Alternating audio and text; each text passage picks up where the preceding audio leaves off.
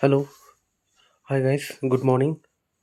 আজকে একটা ইনফরমেশন দিই যে গত ৩ ফেব্রুয়ারি মিউজিক ডিরেক্টর এসপি ভেঙ্কটেশ আমাদেরকে ছেড়ে চলে যান। বলতে গেলে এই ইহলোক ত্যাগ করে স্বর্গলোকে চলে যান।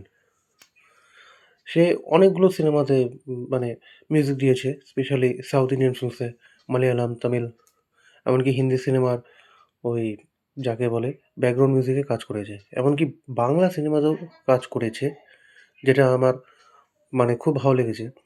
তারই সিনেমার যে অ্যালবাম 'সাথী', তার একটা গান আছে, এ গান মনে আশা যে লিখে দিয়ে যাই। সরি, আমি ঠিকঠাক আমার মানে লিরিক্সটা আসছে না।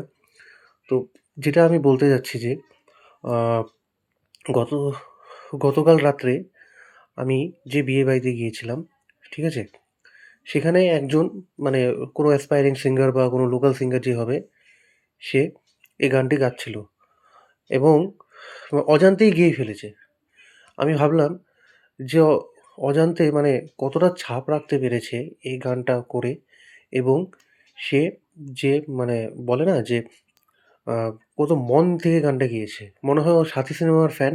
ও বিয়ের উপলক্ষেতে যেরকম থাকে, যে 'সাথী' সিনেমাতে যে বিয়ের উপলক্ষে যেরকম থাকে, সেখানে যে বিজয় বলতে গেলে আমাদের জিৎদা, সোনালি বলতে গেলে প্রিয়াঙ্কা উপেন্দ্র, সে আসলে যখন মানে গানটা করে তখন।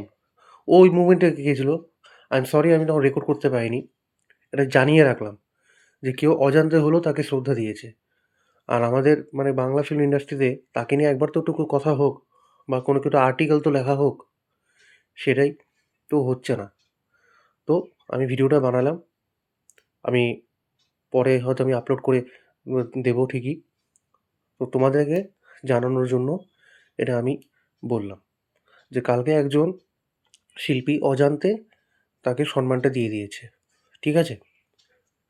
তো চ্যানেলটাকে সাবস্ক্রাইব করে দিও, লাইক, শেয়ার, আর পারলে মতামতটা জানিও।